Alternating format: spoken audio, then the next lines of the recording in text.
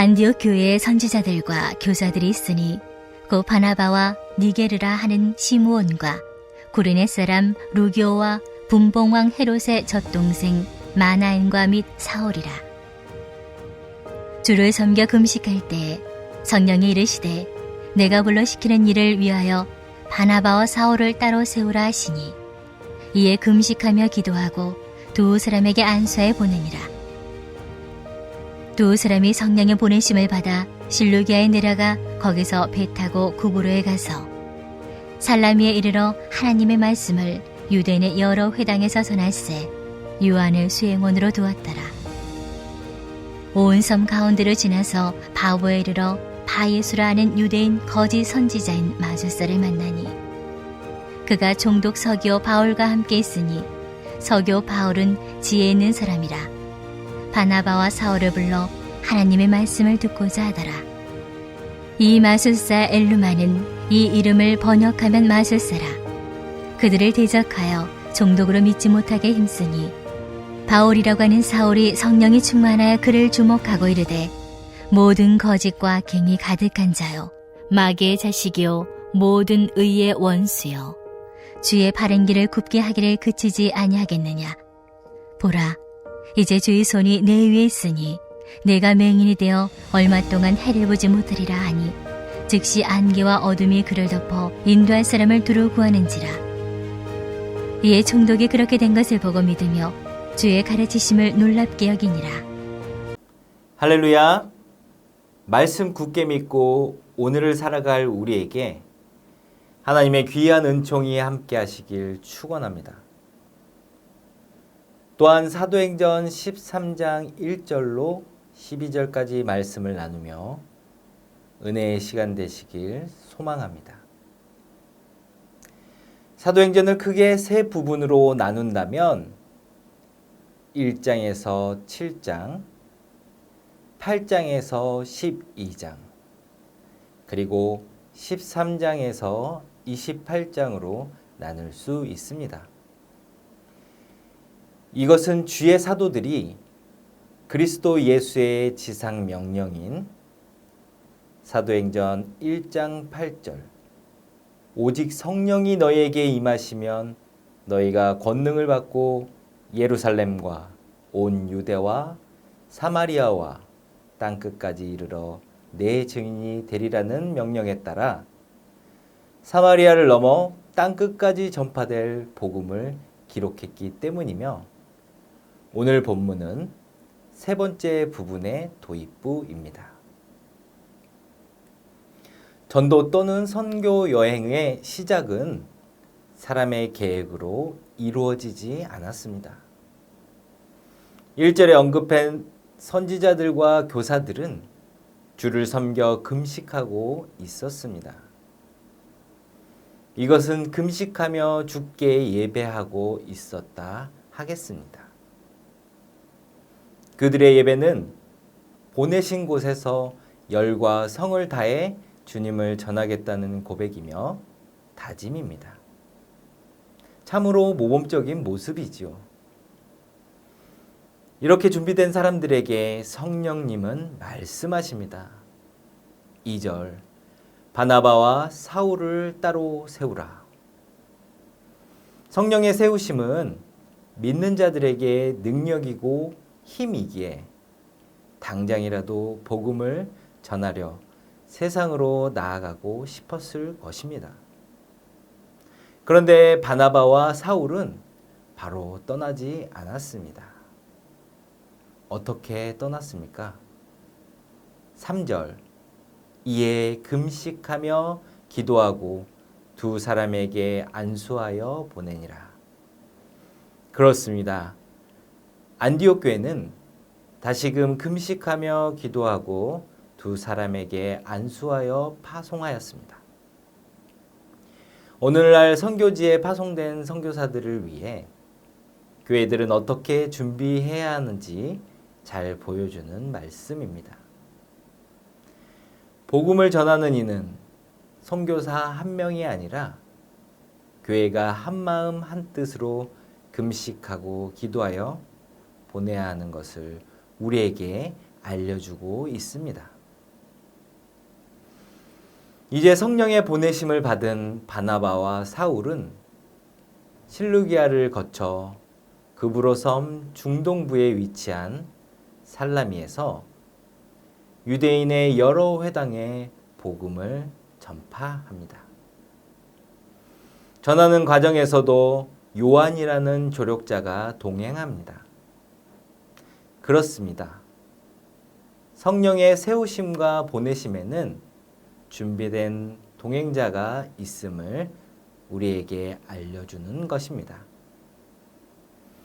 이렇게 세우시고 보내심에 응답하고 동행자와 복음을 전하던 그들에게 바예바라는 유대인, 거짓 선지자이며 마술사가 걸림돌이 됩니다. 그는 총독의 측근으로 하나님의 말씀을 듣고자 했던 총독 서기오 바울에게 복음이 전해지는 것을 방해하였습니다. 9절, 이제 성령 충만하여 바울이라 불리게 된 사울은 복음을 방해하는 일은 마귀의 자식이요 모든 의의 원수이며 주의 바른 길을 굽게 하는 일로 규정하고 멈출 것을 경고합니다. 그리하여 바 예수는 성령 충만한 바울을 통해 앞이 보이지 않게 되었습니다. 11절, 보라 이제 주의 손이 내 위에 있으니 맹인이 되어 해를 보지 못하게 되었습니다. 복음을 방해하는 이들은 해를 보지 못하는 삶을 삽니다. 마치 안개와 어둠 속에서 사는 삶을 은유로 보여줍니다. 12절 통독은 성령이 하시는 놀라운 일을 경험하고 복음을 믿었습니다. 또한 그리스도 예수에 대한 가르침에 놀라게 여겼다고 말씀은 우리에게 전하고 있습니다. 오늘 말씀을 요약한다면 첫 번째 단락 1절에서 3절 성령의 세우심과 보내심, 두 번째 단락 4절에서 12절 성령의 함께하심으로 요약할 수 있습니다. 성도 여러분, 성령의 세우심과 보내심 그리고 함께하시어 충만함을 매일 경험하시는지요? 잠언의 말씀처럼 우리가 자기 길을 계획할지라도 그 걸음을 인도하시는 자는 하나님 곧 성령이라는 것을 믿으시기 바랍니다. 말씀을 믿는 우리의 삶은 이미 성령이 인도하십니다. 바나바와 바울을 세우시고 보내시고 성령 충만하게 하신 것처럼 말씀을 믿는 우리도 성령에 세우시고 보내시고 성령 충만하게 하신다는 것을 잊지 마시기 바랍니다. 이것은 오늘 길을 나서는 우리의 발걸음을 온전히 주께 맡기는 삶입니다. 하지만 우리가 잊지 말아야 될 것은 이렇게 성령의 인도하심으로 살아가는 동안에도 바 예수처럼 복음을 방해하는 이들을 만난다는 것입니다. 또는 거짓과 악행의 가운데 놓여 어려움을 당할 때도 있습니다. 성령이 함께 하시는데 왜 이런 일이 있을 수 있나를 고민하며 하나님께 의뢰할 때도 있었을 것입니다.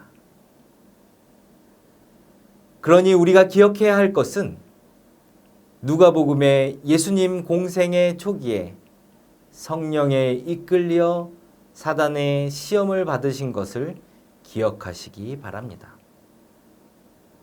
성령이 하시는 일은 방해자에 의해 꺾이지 않습니다. 방해자를 통해 하나님의 영광이 드러납니다. 예수님이 보여주셨고 오늘 말씀 성령이 우리에게 증거하셨습니다. 이처럼 성령을 통한 이방인 복음 전파는 은혜의 역사와 눈물의 역사를 통해 우리에게까지 전해졌습니다. 이 복음의 역사 안에서 믿음의 선배들은 고난을 인내로, 인내는 연단으로, 연단은 소망으로 복음을 전했습니다. 이는 성령의 세우심과 보내심과 함께 하심으로 세상을 이기어 우리에게까지 복음을 전한 것입니다. 이제 복음을 받은 우리가 우리의 신앙의 선배들처럼 그들의 신앙을 본받아 성령의 세워주심에 감사하며 성령의 보내주심에 화답하고 성령이 우리와 함께 하심에 담대히 세상으로 나아가는 거룩한 성도 되시기를 간절히 축원합니다. 이 시간 기도하기를 원합니다. 성령의 세우심과 보내심에 응답하기 위해 예배의 자리에서 기도로 준비하는 성도, 형제를 위해 함께 기도하는 성도 되어 성령 충만하게 하옵소서. 해외 단기 선교와 교육부서 여름 사역을 통해서 하나님을 깊이 경험하고 보혜사 성령의 능력을 받는 귀한 시간이 되게 하옵소서. 다음 세대를 위해 기도하며 준비하는 새 성전 건축의 모든 과정에 우리를 세우시고 보내셨으니 즐거이 참여하는 전주 안디옥 교회가 되게 하옵소서. 우리 이 시간 믿음으로 기도하겠습니다.